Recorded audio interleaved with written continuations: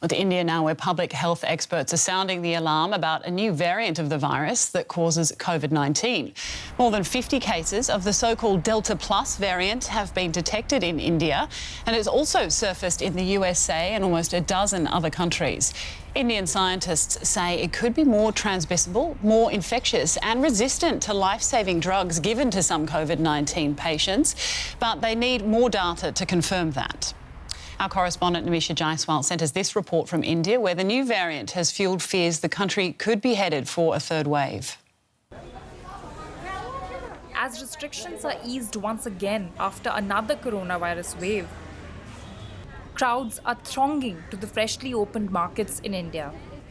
Already, it is hard to imagine that just 2 months ago, the country was recording over 400,000 cases a day.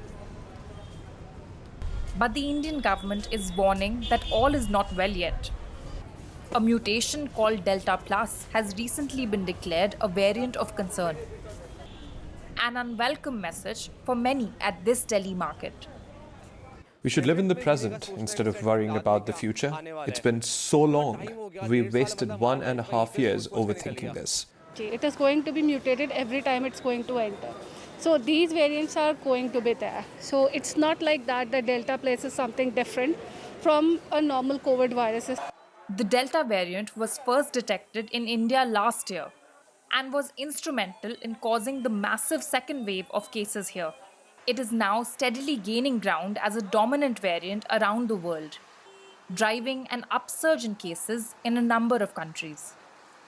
The new mutation of this variant, the Delta Plus, has even been detected outside of India. This time, Delhi has been quick to react, after facing criticism for failing to anticipate the crushing impact of the earlier Delta variant. The Indian Health Ministry has warned states that this virus mutation is more transmissible and more likely to resist antibodies, but experts say it is far too soon to tell. Dr. Shahid Jamil, a senior virologist, explains why this latest variant is causing concern. We are worried because this mutation was first seen in the beta variant of concern, something that was earlier called the South Africa variant. The beta variant is able to evade pre-existing immunity much better than all other variants of concern. But he also emphasizes that more data will be needed to confirm if this variant is more infectious or lethal. Newspapers calling it something that will cause the third wave are simply alarmist. There is no evidence of that at this point. For now, experts say vaccinations are the best way to fight off variants like the Delta and Delta Plus. And after a sluggish couple months, the pace of India's vaccine drive is showing signs of improvement. With the government urging people to get inoculated as soon as possible, the people waiting in this line for a jab appear to have got the message. Well, for more, let's talk to Ravi Gupta. He's a Professor of Clinical Microbiology at the University of Cambridge. Professor Gupta, thanks very much for your time.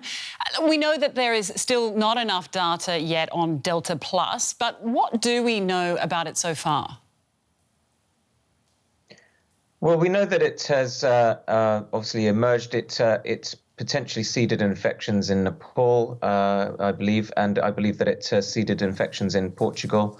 And some of which have landed in the UK. But I think that in general, this is a mutation that we have seen before a number of times, even in the context of the Alpha variant, the one that originated in the UK. Mm-hmm. And those viruses did not really have an advantage over the B117 to any degree. And so I would caution against getting overly worried about the Delta Plus. And I think the Delta variant is reason enough to be really considering how we tackle this virus without having to worry about the extra mutation at the moment. So I think that that it's a bit of a distraction. What we have to be dealing with globally is the fact that we have a virus that is rapidly spreading, that does evade immunity to a significant extent, and is highly transmissible and infectious. So that's the thing that we should be discussing.